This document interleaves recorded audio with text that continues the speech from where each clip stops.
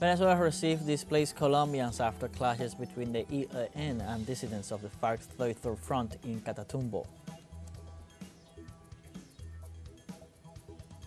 U.S. social, political, and cultural organizations rally against policies announced by President-elect Donald Trump on migration, reproductive rights, and climate change. And in Iran, a gunman shot dead two Supreme Court judges in the vicinity of the judicial headquarters in Tehran.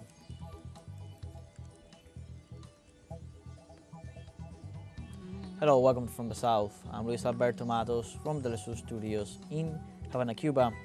We begin with the news. In Colombia, after the Security Council held on Friday in the Department of Santander, the government announced that it will decree a state of internal commotion in the area.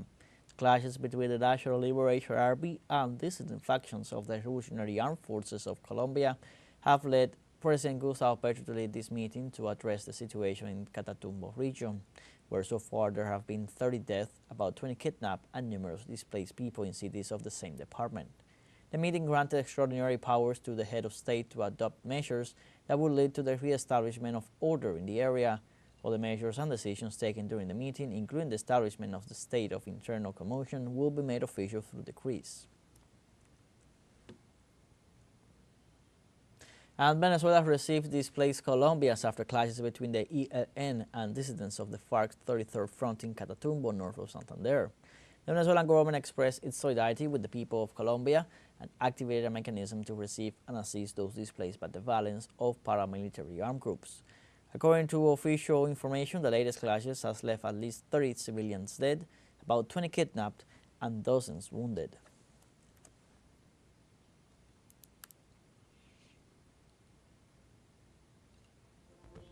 On his social media, Venezuelan Foreign Minister Ivan Hill reported that the Bolivarian government, on the instructions of President Nicolas Maduro through civil protection, the municipalities of Zulia and Táchira activated a special operation to assist the civilian population displaced from Colombia, who are forced to escape from the terrible armed violence that has hit them. Venezuela, faithful to its commitment of brotherhood and solidarity with the Colombian people and government, will always be ready to provide the required humanitarian support to the population currently affected by the scourge of war in the sister nation.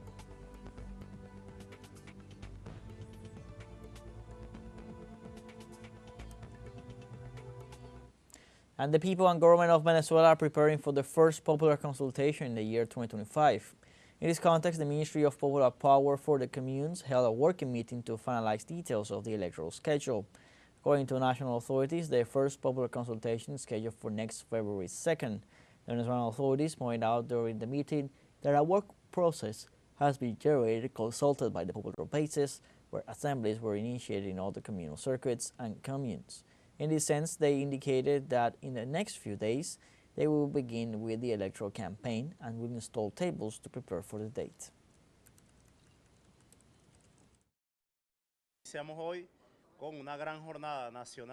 We started today with a great national day of popular assemblies in all the communal circuits, communes, communal councils that will last until next Monday. Our people who have prioritized projects will begin to discuss them in the assemblies and will bring their ideas and proposals, and they will be received in a system that we have where all this information will be sent.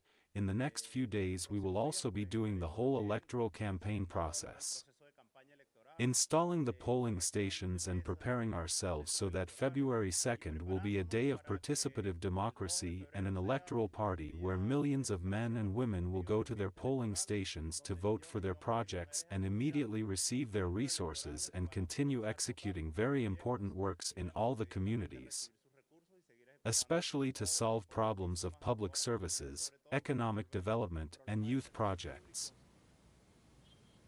And in Brazil, militants of the landless rural workers movement held a seventh-day mass after the murder of farmer Valdir Nascimento and Gleison Barbosa. Citizens gathered at the mass to demand justice for the lives of the murdered farmers. They also condemned the massacre perpetrated on January 10, 2025 in the Olga Beñario settlement in Tremembe, a municipality in the state of Sao Paulo. The rally under the slogan Life, Justice and Agrarian Reform was attended by parliamentarians and leaders of different religions, who denounced that the murders were caused by real estate interests in the Olga Benario settlement and called for concrete advances in agrarian reform to ensure greater security in the agrarian regions. We now have a short break coming up, but first remember you can join us on TikTok at teleSUR English, where you'll find news in different formats, news updates, and much more. We'll be right back. Stay with us.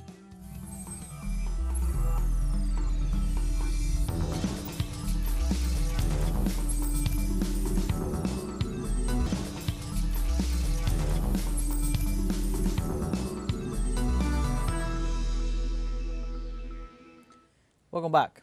In Guatemala, the government of Bernardo Arevalo is promoting a new attempt to establish a water law, which is considered by Farmers Development Committee as a maneuver to privatize the country's water. Let's see.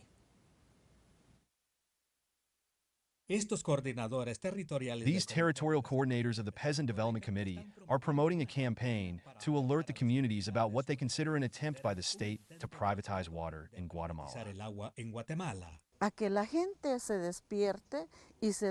This is for the people to wake up and realize what is happening, because we are clear that the people of Guatemala are never consulted. Decisions are always made from the practice of the state. In August 2024, the president formed the specific water cabinet, responsible for proposing a water law in Guatemala to be presented to the legislature in 2025. We will create a framework so that water, this invaluable resource that abounds in Guatemala, is used by all for the benefit of all. Human rights advocates warn that the state's proposal would seek to secure water for industries that have historically monopolized more than 70% of water sources without paying for it. It is a failed and corrupt state, because everything it does is for the benefit of the powerful, and it is to take advantage of the people's goods. It is a robbery, it is a plundering of the wealth of the people. Over the last 40 years, more than 20 water bills have been introduced in the legislature, some of which include penalties and permits for indigenous communities for using water. None have prospered. And only two have an opinion, and that is rodent food in some archives of the Congress of the Republic.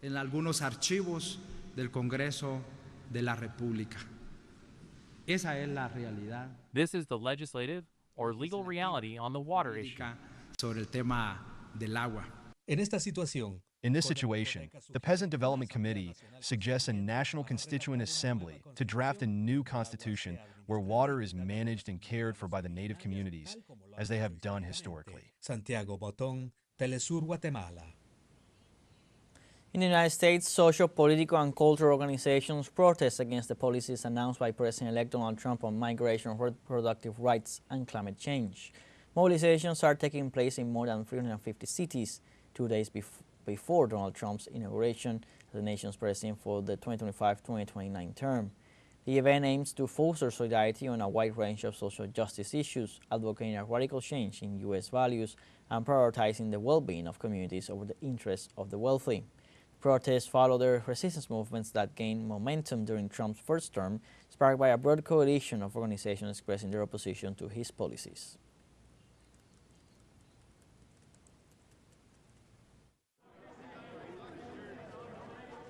Well, I'm from the before times for women's medical care that includes abortion, and I was able to benefit from medical care that includes abortion. And I have granddaughters and grandsons, and I am worried sick about the situation now. The time with this fiasco nearby at Lafayette Park when I was down there for that demonstration was after the gentleman in Milwaukee was killed. And there were troops here without name tags and with multiple shotguns, and it was very disturbing because my neighborhood is here, and I fear those kinds of things will happen again.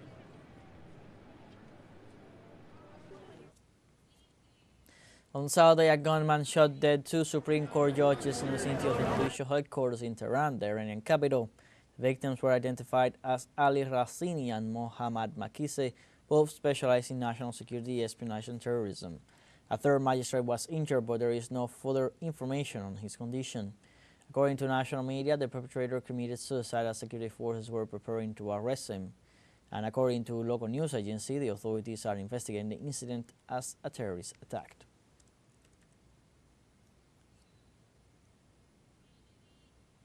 In other news, the National Police of Ukraine are carrying out massive raids to arrest people of military service age who are invading the general mobilization. In a press release, it was reported that the police conducted over 200 searches related to cases of illegal border crossing by persons of conscription age. In view of these facts, officers under the prosecution direction of the Prosecutor General's office launched raids against those involved in illegal transactions in 19 regions of Ukraine. The way Kiev recruits men has been accused of being corrupt at its core, as many of them are forcibly taken by the military, grabbed by the arms and fed in the streets, or dragged off public transport or out of their own homes.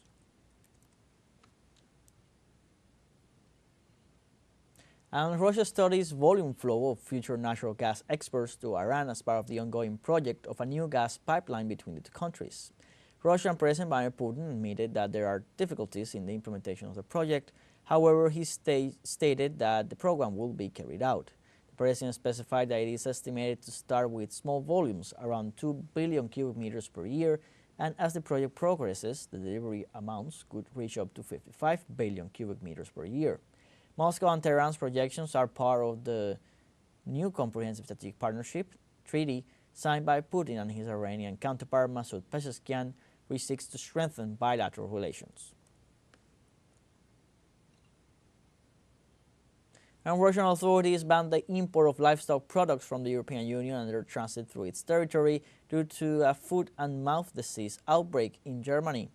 The decision follows the confirmation by the German Agriculture Agency, Rossel-Justnatzor, of the first outbreak in a farm in Brandenburg near Berlin. Restrictions were also implemented in several Latin American, European, and Asian countries, while Belgium, Ireland, the Netherlands, and Poland tightened controls to prevent the spread of the disease.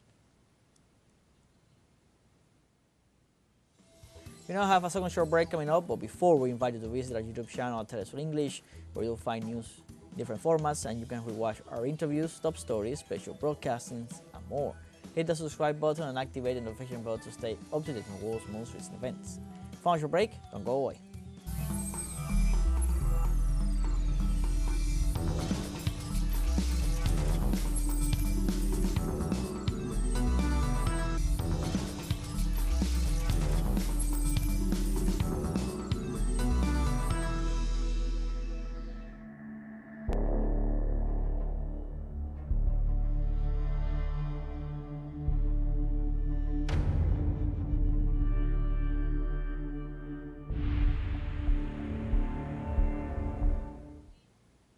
Welcome. The United Nations Relief and Works Agency for Palestine Refugees has confirmed that its schools, health centers, and hospitals will open normally on February 1st, 2025, despite restrictions imposed by Israel.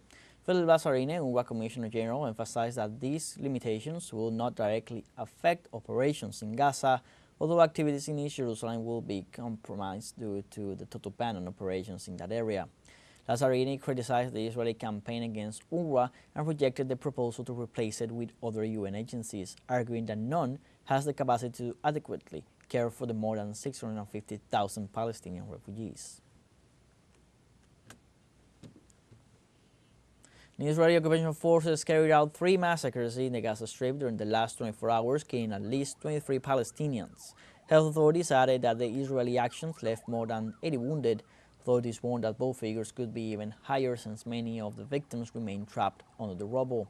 Occupation forces continue to hinder the movement of ambulances and civil defense teams. According to most recent health reports, at least 46,899 Palestinians have been killed and another 110,725 injured since October 2023.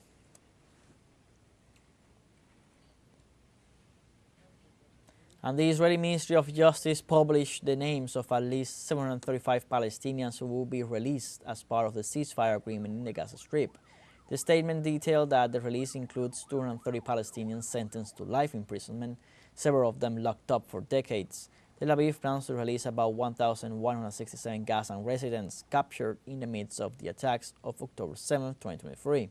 In addition, as part of the truce reached, it plans to increase the amount of humanitarian aid to assist the population that remains in Palestine.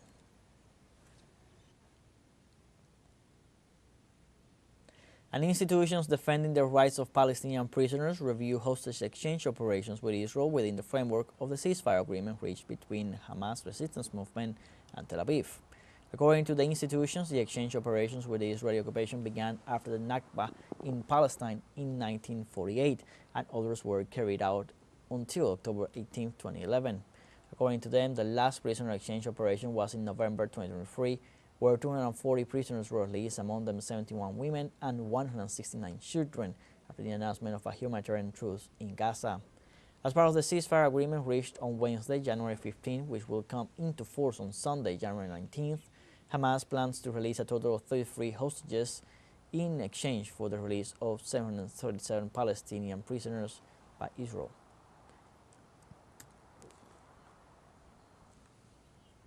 And in Spain, thousands of citizens mobilized against fascism and in solidarity with Gaza after 15 months of Israeli genocide.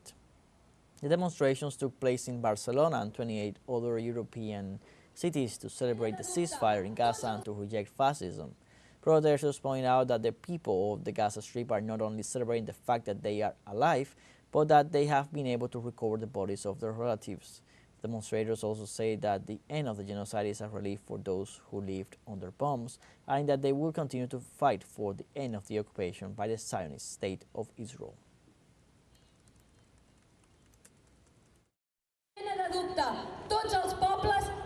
All the towns, all the streets, and all the neighborhoods are with Palestine.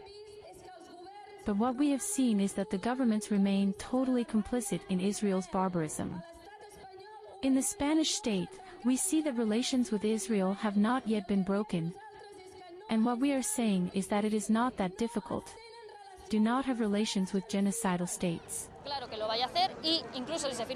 Even if this ceasefire is signed, which is of course good news, it does not end here. This is not the end of Israel's occupation of the Palestinian people, and this is not the end of the need to keep an eye on the region, because it is not clear if all the phases of the agreement will be fulfilled. It is not clear if human rights will be guaranteed, that the refugees will be able to return, or that the bodies of the dead will be returned to their families. We have to keep fighting, and we have to keep a close eye on what is happening in Gaza.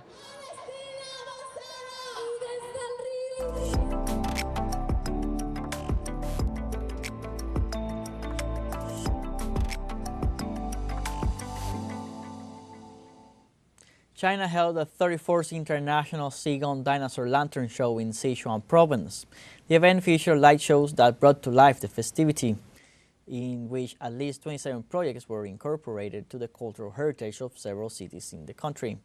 The Inspiring Festival was held as part of the upcoming Spring Festival and the Chinese Lunar New Year, scheduled for Wednesday, January 29th.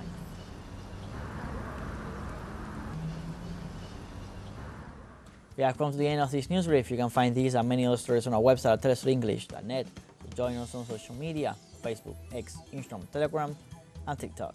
For TeleSUR English, I'm Luis Alberto Matos. Thank you for watching.